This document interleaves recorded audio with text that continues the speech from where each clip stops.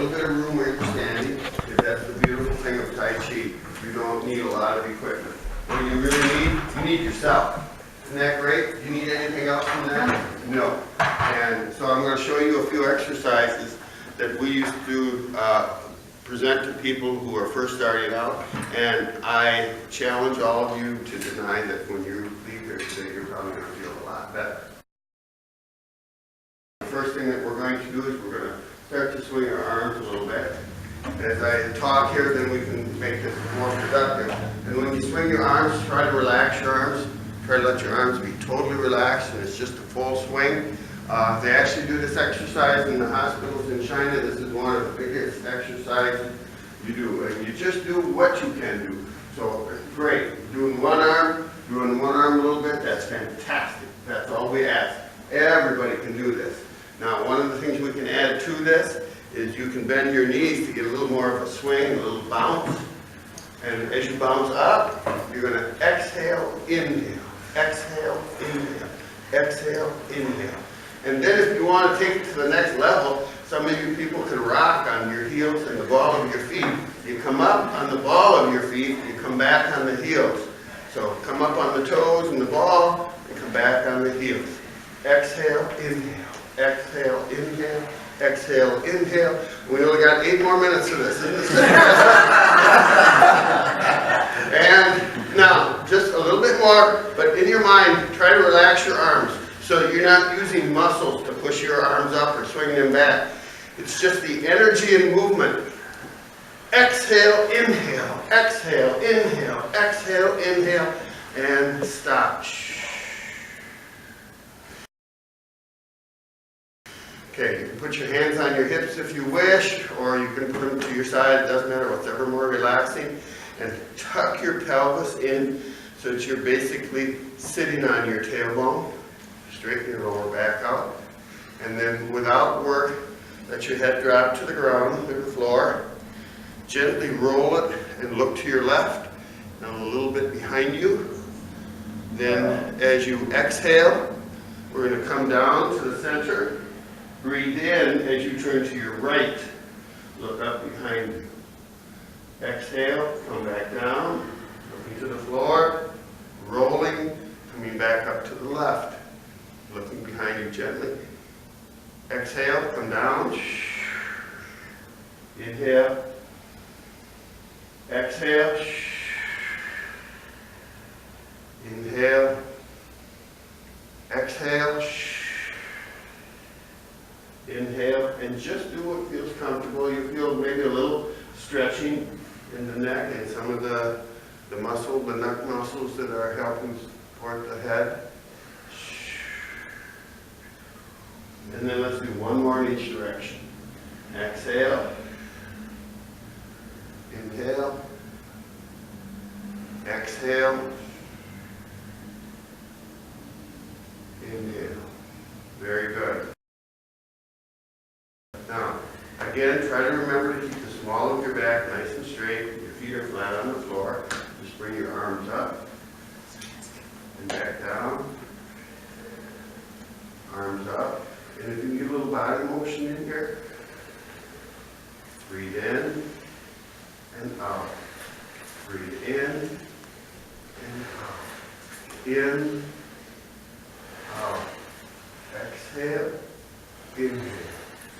Exhale, inhale. And try to keep your posture here now.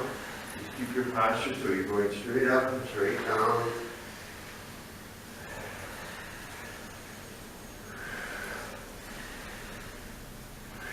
Now I want you to pretend you have a bowling ball in your right hand. And depending on which way I'm looking at you, you're going to think it's your left hand. It really doesn't matter, because we're going to do both sides.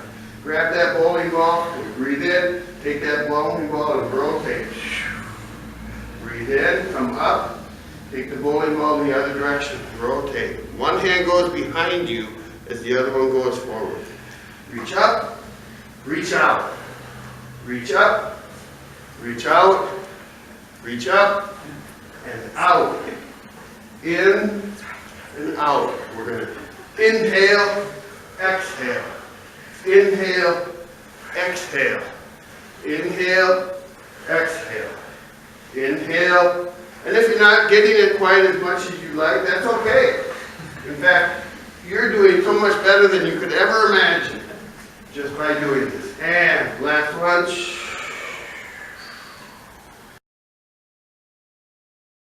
Good. Relax the hands, shake out the wrist, the fingers. Now this next one, I want you to simply twist. And imagine that there's a pipe at the top center of your head, goes all the way down the spine, comes out your tailbone, and you're not deviating from that. So in other words, we're not doing this. That's too hard on your back. Just rotating. And then I want you to rotate enough to get a little energy in your arms. Now remember, your arms are like wet spaghetti noodles. And they're going to tap the front and the back of your abdominal core. Exhale, inhale, exhale, inhale, exhale, inhale, exhale, inhale. So you're going to pick up, Bastion, you're going to have to relax a little bit more, but you can't, I know, because if you do, you're going to slap the chair, you're going to slap the counter, you're going to slap everybody on the right and left side of you. Now, when you slap this is generally very likely impacting your abdominal cavity. This is a toxin release. And with your quick breathing, and the breathing doesn't go like this. Everybody stop for a second. The breathing doesn't go. It has to take your lower diaphragm, and when you turn, you go.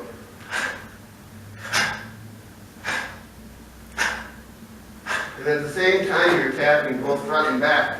And that breathing is like this. Stop for a minute, look straight ahead. And just exhale loud enough that everybody can hear you. Okay, breathe in, exhale. Breathe in, exhale. So when you get that little, it's that diaphragm. We want that to tighten up because that's going to work some of the, in the kidney and the liver. It gets everything moving. It gets blood flowing in those areas that, what is that from sitting on the couch? What do we call that? Oh, stagnation. Thank you, Scott. And, okay, so after this, everybody was doing a little tapping. I love this technique, okay? Now, hands on your hip. And I want you to draw circles with your hip. And keep your head steady, though. This is the cool part. And you only have to draw small circles. You know, if you start feeling little twinges, you're working way too hard. All I want you to do is feel a nice, smooth, round circle. And when you come to the back, you breathe in. When you come around to the front, you exhale. So we inhale, exhale. Inhale, exhale, inhale, exhale. Oh my goodness, I think my watch stopped. Oh, that's okay, time stands still when you're having fun. Okay, now the other direction. Inhale, exhale, inhale, exhale. And I want you in your mind, now without closing your eyes, and just breathing. I had one of these sessions, we just talked about breathing, so there's a lot that we're missing here. But at least we're moving and at least we're going. I want you to imagine in your mind as you draw these circles, they're really smooth. There's no corners to them. Because when you find those corners, that's where you're finding a little bit of blockage and motion and energy.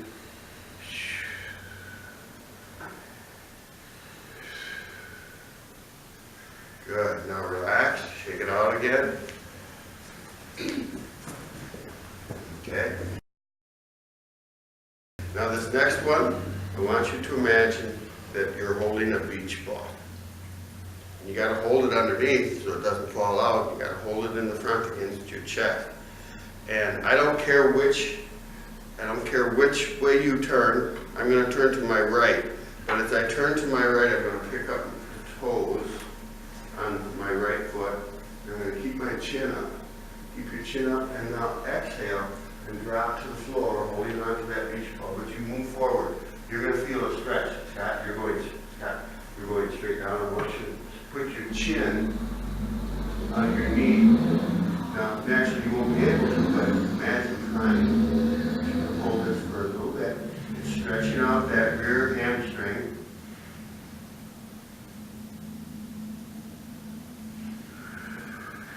Every time you exhale, if you can, you drop a little deeper.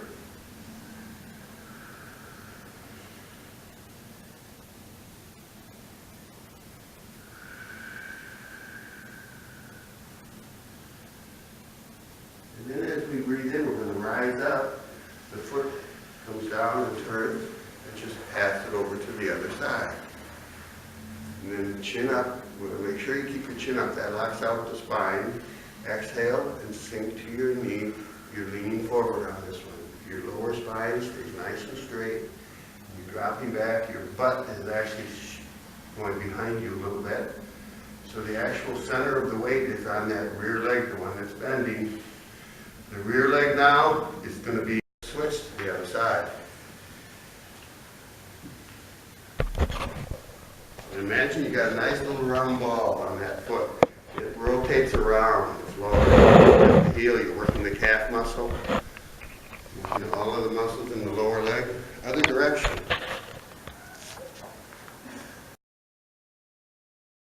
That little leaky thing. But they do so good nowadays.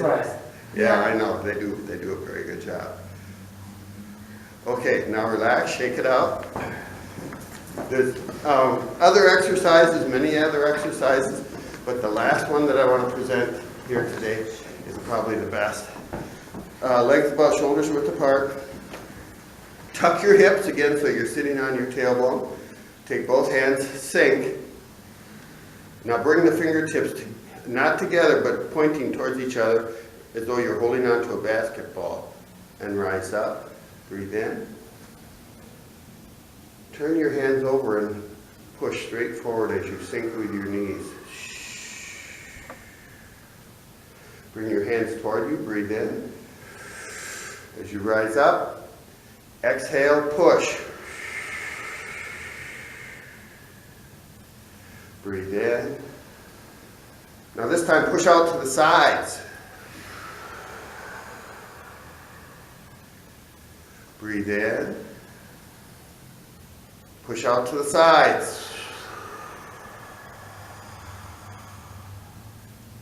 Breathe in. This time we're going to hold the hands together. We're going to push down.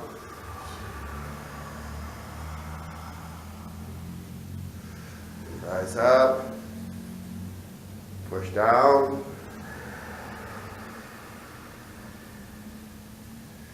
Simply rise.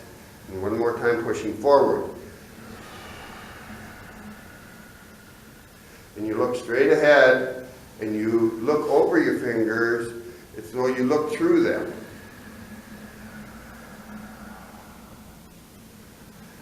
Now bring your feet together, rise up, bring both hands up, palms together, exhaling. And just standing in prayer position for just 30 seconds. Totally still. Feel the coolness of the air as you breathe in. Exhale, letting the old self go. You don't push, struggle, battle with it, say, I'm going to forget everything, go away, I'm going to have a great day. You simply just let it go. And as you breathe in, the sense of coolness, feel the coolness around your nostrils, maybe feeling it going down through your neck, through your throat, and down into the abdominal cavity. And we pause and we absorb that cool energy, recognizing that it's a new self, new beginnings. It's actually about another 10, 15 seconds of new breath, new oxygen to the body. And as you exhale, we're letting go of that hot, moist, sticky heat, which is the old self. It's history, it's time spent, gone by. You might as well let it go. Don't dwindle or dwell on it. So one more time, 3 more times, we're going to breathe in, breathing in a sense of the coolness. Pause, and then exhale the old self, and relax your tongue on the roof of your mouth, just behind your 2 front teeth. We breathe in, pause, exhale a sense of the old self. And on this last breath in, we're breathing in this sense of revitalization, a new sense of energy, health, vigor, vitality, pausing. And then as you exhale, simply let your arms slowly drop to your sides and feel total stillness.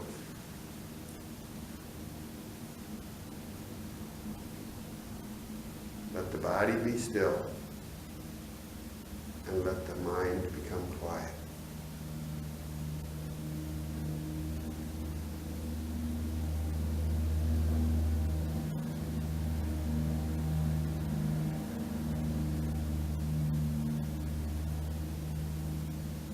Very good. And slowly open your eyes. Awesome job, everyone. Everybody actually listened to you.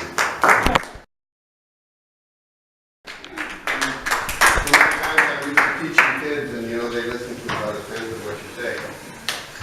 Last but not least, what I wanted to tell all of you, even whether you're an adult or whether you're a child, becoming a martial artist, it doesn't matter your size, it doesn't matter your age or anything. I've got a lady in there right now that's how old is Ann? 61, She just just started. started at 51 years old.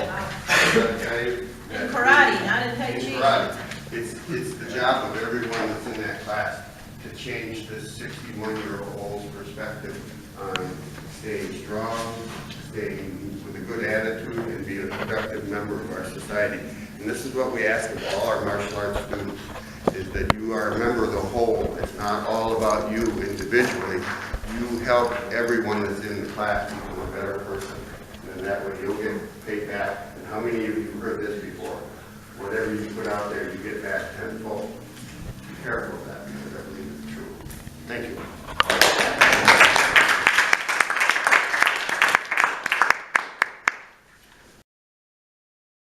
We try to make sure that these people understand that your forefathers, your family from years ago, they were more physically out there working, and nowadays our culture, our lifestyles have changed so much, and we have to find different avenues to move and different reasons to move. And the one thing that I found that the martial arts does is it keeps me always attracted to moving. And the more you understand about the movement, then you understand more about your body, and you understand more about your mechanics.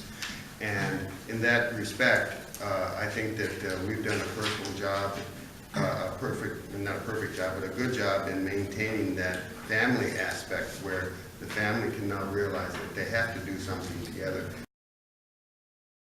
And maybe it encourages them later on in their lifetime. We always say that martial arts is a journey for a lifetime because it encourages you to be able to do other things at least.